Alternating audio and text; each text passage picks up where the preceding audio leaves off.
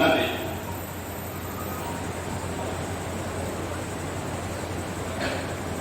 அன்புக்குரிய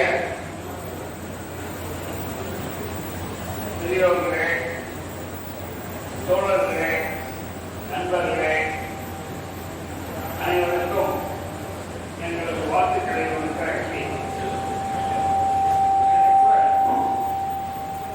டாக்டர் அலி பேசின போது என் மனசுல பட்டுச்சு. அதே மாதிரி வழக்கறிஞர்கள் பேசும்போது மனசுல பட்டுச்சு. நீங்கெல்லாம் நோயோடு போராடுகிறீர்களா அல்லது நோயினால் ஏற்பட்ட அநீதிக்கு நியாயம் கேட்டு போராடுகிறீர்களா என்கிற நிலைக்கு தள்ளப்படும்.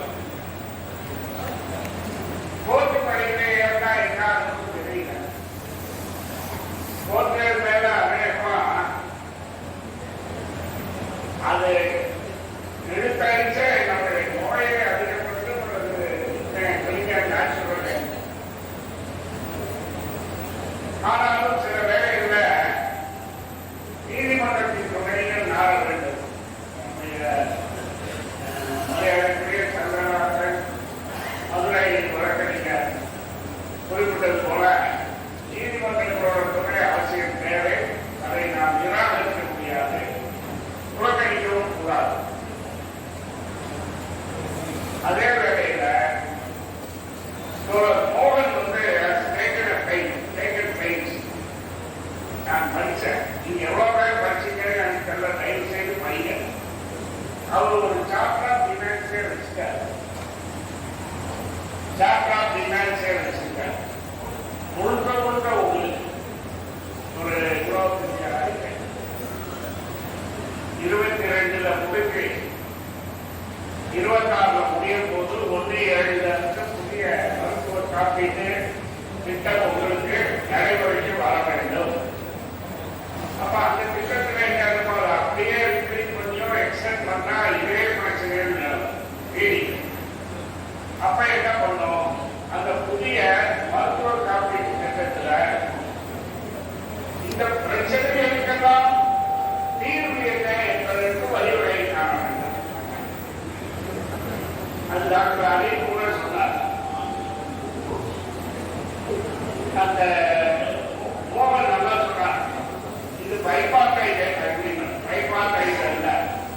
பரதாதிகளாக நீங்கள் இன்சூரன்ஸ் கம்பெனிக்கும் அரசுக்கும் ஏற்படுற ஒப்பந்தத்துல கலப்பு கிடையாது.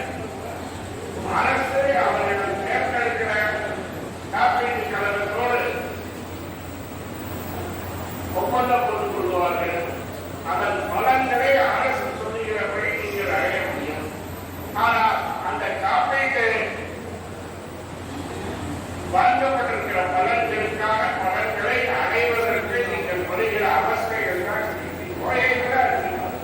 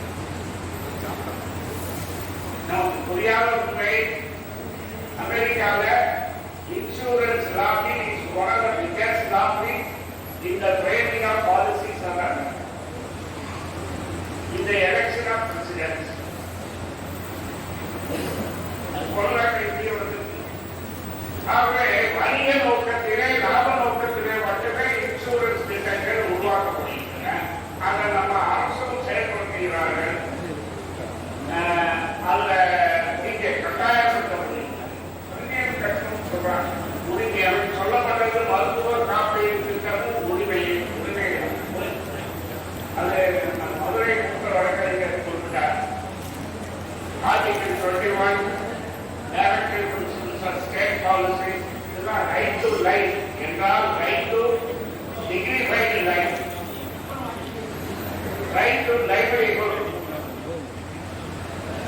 old age protection, சிறப்பு உதவி old age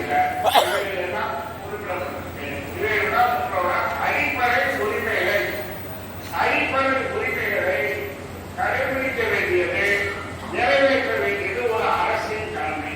இந்த அரசு பணியாளர் ஆகவே என்று நான் சொல்ல விரும்பவில்லை.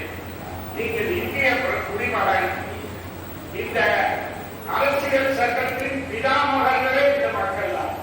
We the people of India event ourselves under constitution. நாம் நமக்காக கொடுத்துக் கொண்ட உருவாக்கிய அரசியல் சட்டத்தில் அடிப்படை உரிமையாக ரைட் டு ஹெல்த் இருக்கிறது. அது ஓய்வூதியராக இருந்தாலும் சரி, ஓய்வூதியர்கள் அல்லாதவர்கள் இருக்கு, உங்களுக்கு சிறப்பு சலுகை அளிக்கும். ஆகவே உங்களுக்கு உரிமை இருக்கிறது. பென்ஷன் சொன்ன போல உச்ச நீதிமன்றம் சொல்லுகிறது என்ன? It is not a charity, it is not a bounty. இது உன்னோட கடமை. இது நீ ஏதோ வளர்க்கிற சலுகை தொகை அல்ல. ஆகவே நம்ம யாருக்கும் போய் கல்மையெல்லாம் எதிர்பார்க்க வேண்டாம். மோகன் சொன்னார், அவர் சத்யா சொன்னார், மேடை நாளிகை என்ன வேணாலும் நடக்குனாங்க. அதனால நீங்க தப்பா இருந்தாலும் என்ன வேணாலும் நேராக கொடுக்குறாங்க. எங்க தலைவர் சொன்னது போல குருதாஸ் தாஸ் குப்தா இருக்கார். அவர் சொன்னார், fight to live, live to fight. அதான் வாழ்வியல். வாழ்வதற்காக போராடு, போராடுவதற்காக வரும். ஆகவே அத்தகைய ஒரு வாழ்வியல் நடைமுறையை நாம் மேற்கொள்ள வேண்டும். டாக்டர் அலிவா அதான் சொன்னார், ஓய்வு பெற்றாக வீட்டிய சும்மாவே நம்ம எதுக்கும் பயன்பட மாட்டோம் நினைக்காதீங்க. சமூக செயல்பாடுகளில் அக்கறை செலுத்துகிற சொன்னார் அப்படியா டாக்டர் அலி. அதனால நாம் யாருக்கும் பயன்படாதவர்கள் அல்ல, நாம் இந்த சமூகத்திற்கு மேன்மையாக பயன்படக்கூடியவர்கள், நல்ல சீரிய வாழ்க்கை அனுபவங்களை கொண்டவர்கள். எனவே சமூக விடயங்களில் அக்கறை செலுத்துங்கள், உங்கள் சிந்தனையை செலுத்துங்கள். என்னுமே இருக்கிற அந்த கேள்வியை நிஷ்பித்து ஒன்று சொல்லணும், அது நீங்க கோச்சிக்காக சொல்லுவாங்க. இப்ப எப்படி இருக்குன்னா, மருத்துவர்கள் தான் கோரிக்கை வைக்கிறாங்க, முடிக்கிற வரைக்கும் சொல்றாங்க. நோய் ஏன் வருது? டாக்டரை கேட்டா வாழ்வியல் நடைமுறையை மாற்ற வேண்டும், பொறுப்பு வேணாம், அந்த உணவுல மட்டும் வேணாம் சொன்னாரா, எண்ணத்திலே வேண்டாம் சொன்னாரான்னு தெரியல. நான் கூட எங்க வீட்டில் கிண்டலா சொல்லுவேன், எனக்கு கொழுப்பு இருக்குன்னு சொல்லுவாங்க. ஆனா எனக்கு வேணா உடல்ல கொழுப்பு இருக்கு, சில பேருக்கு உள்ளத்துல கொழுப்பு இருக்குன்னு அதை நீக்கிறதுக்கு என்ன மருந்து? நீங்க நம்ப மாட்டீங்க, நம்ம நீதிபதி சந்திர ஒரு தீர்ப்பை ஃபார்வர்ட் பண்ணியிருக்காரு குரூப்ல. அதுல என்னன்னா, ஏற்கனவே ஒரு முடிவு எடுத்திருக்கு. அந்த கேபின் குரூஸ், ஏர் ஹோஸ்டர்ஸ், டிரைவர்ஸ், பிளேனிங் ஒபேசிட்டியினால் பாதிக்கப்பட்டால், அண்டர் வெயிட்டால் அவர்கள் பிளேன் வந்து இறக்கப்படுவார்கள். விதவுட் பிளேன் அவர் திருப்பி அந்த நார்மல் வெயிட்டுக்கு வரணும். அந்த மாதிரிதான் டூட்டிக்கு போவாங்க. அது வரைக்கும் லாஸ். ஓவர் வெயிட்னாலே அதுக்கு ஜீரோஸ் பண்ணிடுவாங்க, லாஸ் ஆஃப் டைம். சரி, அண்டர் வெயிட் ஓவர் வெயிட்னா என்ன? எல்லா டிஎம்ஏ பண்ணுங்க, பயோமெட்ரிக்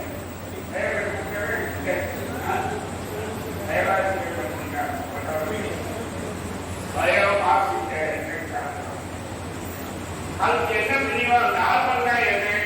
18 24.9 அந்த இது இருக்கும். உயரமும் வெயிட்டும் இருந்தா நார்மல் வெயிட். 18க்கு கீழே போனா கீழே இறக்கப்படுவான். நீ 18 வந்த பிறகுவா.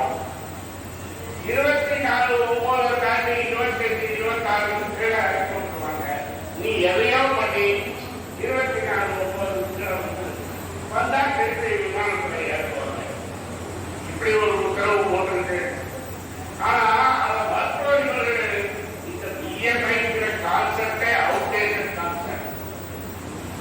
அது சரியான கான்செப்டே கிடையாது. அது உள்ளடக்கத்துல அது எதை கணக்கில் கொள்ளவில்லை. வெயிட்டே ஹைட்டே பார்க்கிறாங்க. ஆனா வெயிட்டுக்கு காரணம் எல்லாம் பொறுப்பு அல்ல. பர்சன்டாஸ் போன் டென்சிட்டி இதெல்லாம் உள்ளடங்க. அது எப்படி என்னோட பர்சன் மார்க்ஸ் நீங்க பொறுப்பா இருக்காத. அதனாலதான் அவங்க என்ன சொல்றாங்க, லீன் அவுட் சைட் நார்மல் வெயிட்டா இருக்கும்.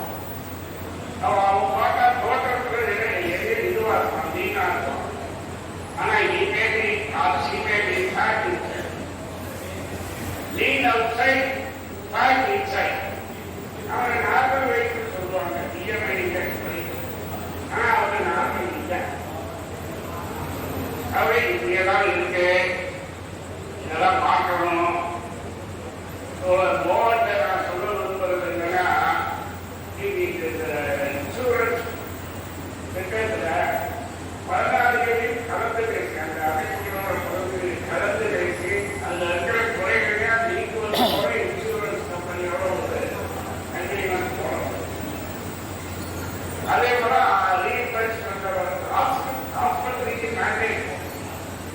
ஆஸ்பத்திரி சொல்லியிருக்காரு, சில ஆஸ்பத்திரிகள் அடையாள அட்டையை வாங்க மறுக்கிறார்கள், வைத்தியம் செய்வதற்கு சிகிச்சை செய்ய மறுக்கிறார்கள். அவங்க லைசன்ஸ் எல்லாம் கேன்சல் எதுக்குங்க இப்படியெல்லாம் கோரிக்கை வைக்க? ஆஸ்பத்திரியில ப்ராஃபிட் ஏறிச்சா டாக்டர் சொன்னாங்க, இன்சூரன்ஸ் இருக்குன்னு தெரிஞ்சா தேவையில்லாத லைசன்ஸ் எல்லாம் பண்ணணும். ஆகவே இந்த விஷயங்கள்ல ஆஸ்பத்திரிகளுக்கு ஒரு கடப்பாறை உருவாக்க வேண்டும், அப்ளிகேஷன் உருவாக்கும், அக்கௌண்டபிலிட்டி உருவாக்க வேண்டும். அதே மாதிரி அரசு அதிகாரிகள் இந்த திட்டத்தை பண்றவங்களுக்கு அக்கௌண்டபிலிட்டி பண்ணணும். சார்ஜ் எஃபெக்ட் சொல்லி ஆனா அது ஒரு நெருக்கடி. ஆனா நீங்க பண்ணலாம். நாங்க காப்பீடு திட்டம் மூலமா எங்க பேஷன்ஸ் உண்டாக்குறதுன்னா இந்த இருக்கு இவ்வளவு வாழ்க்கை நான் இந்த பார்த்தேன். நான் இவ்வளவு பிசினஸ் பண்ணேன், எனக்கு இந்த ரேட்டு கூட்டியா, நான் ஒரு கார்பரேட் ஹாஸ்பிட்டல் சூஸ் பண்ணி போறேன்னா அவன் என்ன ரேட் சொல்றான், மை சாய்ஸ். உங்களுக்கு சாய்ஸ் இல்லை. நெட்வொர்க் ஹாஸ்பிட்டலுக்கு தான் போக முடியும். கட்டாயம் பிடிக்கப்படுகிறது. அந்த கட்டாயங்கிறது சரியா தப்பான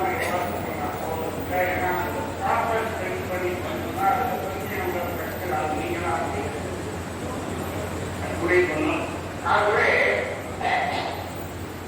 இந்த கைட்லைன்ஸ் தெளிவான கைட்லைன்ஸ் தெளிவா இருக்கணும். அதே மாதிரி உங்களுடைய குறை தீர்வுகள்னா காலம் கண்டுபிடிக்கப்பட்ட அதுக்குள்ள தீர்வு பண்ணணும். அப்படி தீர்வுகான தவறைதான் அதுக்குரிய நடவடிக்கை எடுத்து வழியும். அதெல்லாம் நீங்க இதுக்காகவே உங்களுக்கு ஒரு குறைக்கு செல் வைக்கணும். மாவட்ட அளவில் குறைக்கு செல் அவர்களுக்கு அதுதான் தனி பணி, உண்மையான பணி எடுத்து நினைக்க வேண்டும்.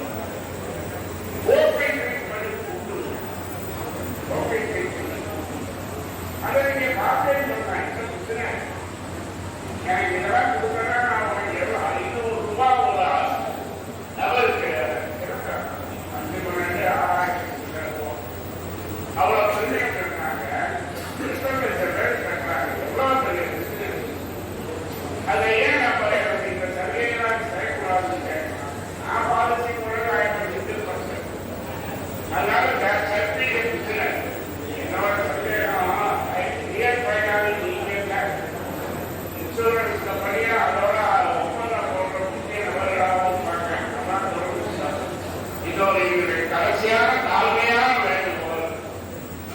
அதற்கு என்ன செய்வது என்பதற்காக காப்பீடு திட்டத்தில் போவதுதான் இந்தியாவில் அற்புதமான வழிகள்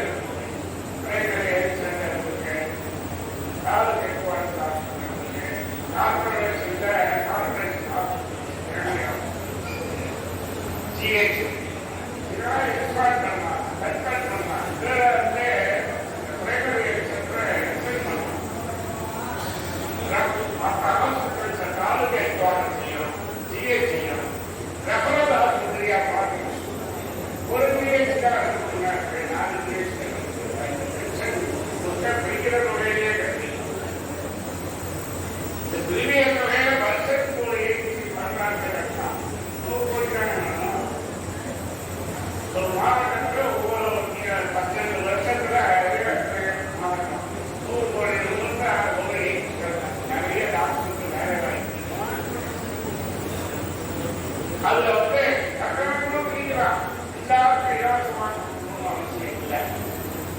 மெடிக்கல் கேம்ப், 2 ஃபெசிலிட்டி இருக்கு. பப்ளிக் ஹெல்த் கேர் இருக்கு, பிரைவேட் ஹெல்த் கேர் இருக்குல்ல. இப்போ பப்ளிக் ஹெல்த் கேர்லயே பால் இருக்கு. இந்த வரிவசதியை பலப்படுத்தணும். நாங்கள் தொழிற்சங்க தலைவர்களா எனக்கு என்ன கிடைச்சா போதும் நினைக்கிறதுல பிரபஞ்சீவா நோய் இந்த நோய் வரதுக்கு காரணம் என்ன, மருந்துகளுக்கு காரணம் என்ன, எல்லாமே லாபம் தான், வரிகள் தான், பொருட்கள் தான். அது போகாம இந்த தொடர் போகாது. எனவே உங்கள் முயற்சிகளுக்கு நன்றி, வாழ்த்து. ரொம்ப ரொம்ப முக்கியமான ஒரு தலைப்பு, மருத்துவ காப்பீட்டு திட்டமும் நீதிமன்றம் தீர்ப்புகளும் என்ற தலைப்பில் மருத்துவ காப்பீட்டு திட்டம் மருத்துவமனையில் பங்களிப்பு என்ற தலைப்பில் திருமதி வெண்ணிலா எம்ஏபி அவர்கள், மண்டல மேலாளர் காப்பீடு காவேரி மருத்துவமனை திருச்சி அவர்கள் உரையாற்ற இருக்கிறார்கள். அன்னை வருவது வரையிலும் அன்னை பற்றி ஒரு சிறிய முன்னுரை. தொடர்ந்து திருமதி வெண்ணிலா அவர்கள் திருச்சியினுடைய அடையாளமாக மாறி வருகிற காவேரி மருத்துவமனையில் மண்டல மேலாளர் டெல்லி என்கின்ற பொறுப்பில் பணியாற்றுகிறார். மருத்துவ காப்பீட்டு திட்டங்களை பற்றி நுட்பமாக அறிந்தவர். இப்போ இந்த கருத்தரங்கத்தில் வழக்கறிஞர்களும் மருத்துவர்களும் தங்களுடைய நியாயங்களை தங்கள் தரப்பை சொன்னார்கள்.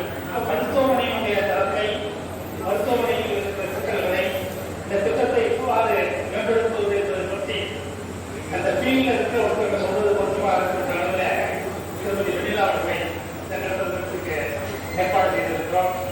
அவர்களை அறிமுகப்படுத்துவதிலே பெருமையடைகிறேன்.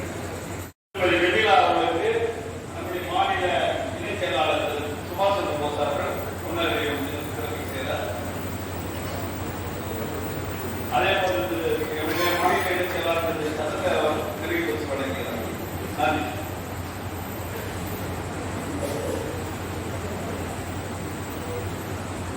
வணக்கம். ஸ்டேஜில் இருக்கிற பெரியவர்களுக்கும் ஓல்ட் இஸ் கோல்ட் என்பதற்கு போல ரொம்ப கியூட்டா சூப்பரா இந்திய ஸ்டேஜில் நீங்கள் கேட்டுட்டு இருக்கவங்களுக்கும் ஃபஸ்ட் என்னோட வணக்கம் சொல்லிக்கிறேன். என் பேர் வெண்ணிலா. நான் Kauvery hospital insurance and PDS department manager. உங்களுக்கு ஹாஸ்பிட்டல் சம்மந்தப்பட்ட இன்சூரன்ஸ் டீடைல்ஸ் என்னென்ன மாதிரி டவுட்ஸ் வரும், நீங்கள் ஒரு ஹாஸ்பிட்டலுக்கு வந்தீங்கன்னா என்னென்ன டீட்டெயில்ஸ் எடுத்துகிட்டு வரும், என்னென்ன உங்களுக்கு உடம்புக்கு முடியல அப்படின்னா நீங்கள் ஹாஸ்பிட்டலில் கிளைம் பண்ணிக்கலாம். அதை ரொம்ப ஷார்ட்டாக ஸ்வீட்டாக ஒரு 5 to 10 மினிட்ஸ் மட்டும் நான் உங்கள்கிட்ட பேசுகிறேன். ஏன்னா ஆல்ரெடி எல்லாரும் நிறையா பேசியிருக்காங்க, பெரியவங்க எல்லாரும். ஸோ நீங்கள் ரொம்ப நேரம் டயர்டாக இருப்பீங்க. அது மாதிரி நான் சொல்லிட்டாரு ஒரு 10 மினிட்ஸ் மட்டும் ஆகும் அப்படின்னு சொல்லிட்டு. ஸோ நான் சொல்கிறத கரெக்டாக கேட்டுக்கோங்க. உங்களுக்கு ஹாஸ்பிட்டல் நீங்கள் வந்தீங்கன்னா முதல்ல நம்மளுக்கு என்னென்ன உடம்பு முடியலையோ, கார்டியாலஜி சம்மந்தப்பட்டது, டயாலிசிஸ் சம்மந்தப்பட்டது, கேன்சர் சம்மந்தப்பட்டது, நெக்ஸ்ட் வந்து appendix, transplant surgery, eye surgery, most of diagnosis cover பண்ணி கவர்மெண்ட் எம்ப்ளாய் ஸ்கீம்ல நம்மளுக்கு இருக்கு. ஸோ இதெல்லாம் நீங்கள் தெரியலன்னா தெரிஞ்சுக்கலாம். இந்த மாதிரி உங்களுக்கு உடம்பு முடியல அப்படின்னா நீங்கள் பண்ண வேண்டியது 2 type ஆஃப் பேஷண்ட் அட்மிஷன் வருவாங்க. எமர்ஜென்சி அப்படின்ட்டு ஹாஸ்பிட்டலுக்கு வந்தாங்க அப்படின்னா நீங்கள் டைரக்டாக பில்லிங் டிபார்ட்மெண்ட், இன்சூரன்ஸ் டிபார்ட்மெண்ட் எங்கே இருக்குது அப்படின்னு சொல்லிட்டு நீங்கள் வந்து கேட்கணும்.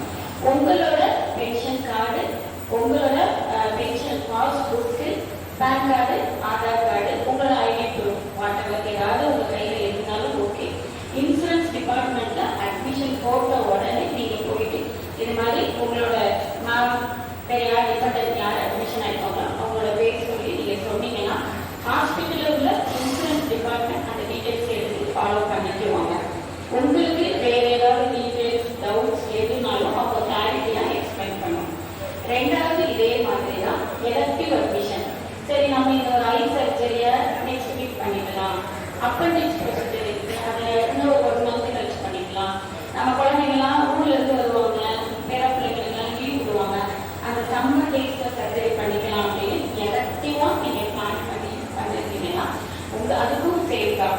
பென்ஷன் கார்டு, தென் வந்து உங்களோட பென்ஷன் புக்கு, உங்களோட ஐடி ப்ரூஃப், இது எல்லாமே எடுத்துட்டு இன்சூரன்ஸ் டிபார்ட்மெண்ட் கொண்டு வந்து ப்ரொசீஜர் கொடுத்தீங்கன்னா எந்த டாக்டர் இப்போ காது சம்மந்தப்பட்ட ஒரு டாக்டர் இஎன்டி டாக்டர் நீங்கள் பார்த்தீங்கன்னா அவங்க என்னைக்கு அட்மிஷன் வரணும், உங்களுக்கு என்ன மாதிரி அகாமடேஷன் தேவை, உங்களோட இன்சூரன்ஸ் டீட்டெயில்ஸ் எல்லாமே டாக்டர்கிட்ட சொல்லிட்டீங்க, இன்சூரன்ஸ் டிபார்ட்மெண்ட்டில் கொடுத்தீங்கன்னா நாங்கள் எல்லாமே ஃபாலோ பண்ணிக்குவோம். 24 ஹவர்ஸ்க்குள்ள உங்களுக்கு எதுக்காக நீங்கள் அட்மிஷன் ஆகுறீங்க, என்ன மாதிரி ப்ரொசீஜர் பண்ண போகிறோம், எவ்வளோ அப்ராக்சிமேட்டாக ஒரு அமௌண்ட் ஆகும்னு இன்சூரன்ஸ் டிபார்ட்மெண்ட்டுக்கு அனுப்பிவிட்டு அந்த டீட்டெயில்ஸ் அப்ரூவல் வாங்கிடுவோம். இதுதான் ஃப்ரீ ஆஃப் ஃபாலோ. தென் உங்களுக்கு ப்ரொசீஜர் எல்லாமே ஃபாலோ நடந்துட்டு இருக்கும்.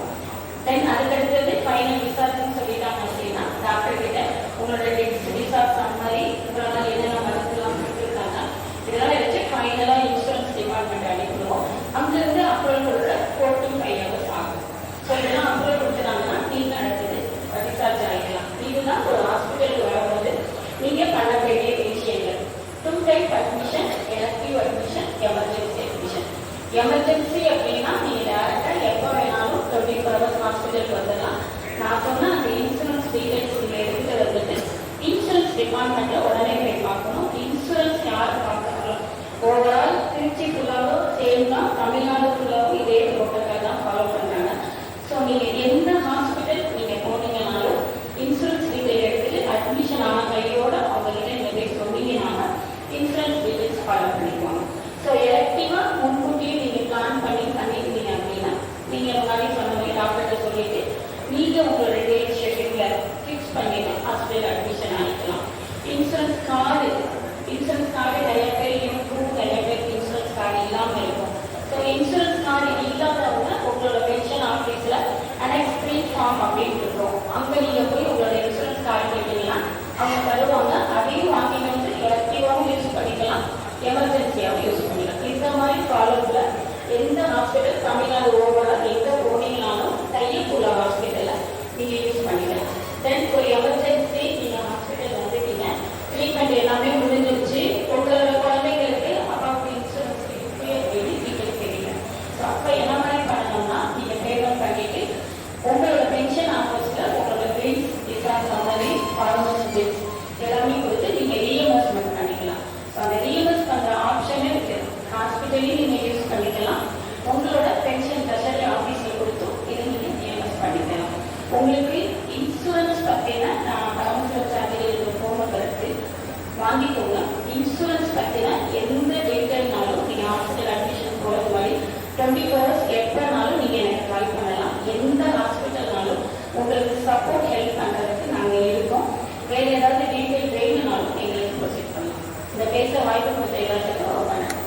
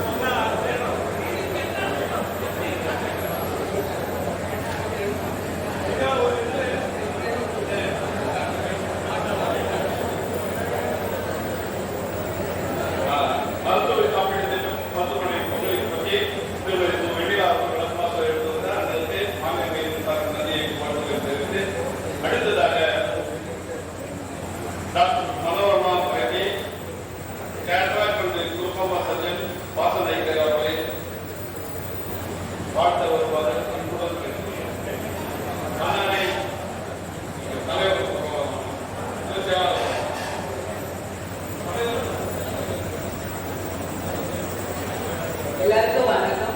என் பேர் மனோரமா காயத்ரி. நான் chief medical surgeon and entire regional head of Trichy வாசனை கேர். ஃபர்ஸ்ட் ஆஃப் ஆல் ரொம்ப நன்றி, எனக்கு 5-10 மினிட்ஸ் நீங்கள் கண்ணை பற்றி பேசுறதுக்கு சான்ஸ் கொடுத்தாச்சு. எல்லா ஸ்டேட் பிரசிடென்ட், வைஸ் பிரசிடென்ட் ரொம்ப தேங்க்யூ. ஸோ நான் ஜஸ்ட் 5-10 மினிட்ஸ்க்கு உங்களுக்கு இந்த ஏஜில் கண்ணை பற்றி எப்படி கேர் பண்ணலாம் அதை மட்டும் சொல்கிறேன்.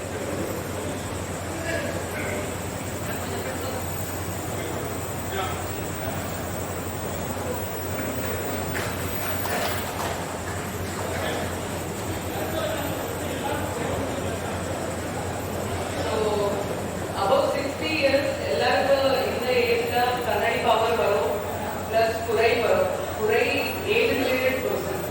ஸோ அதை கண்டிப்பாக நீங்கள்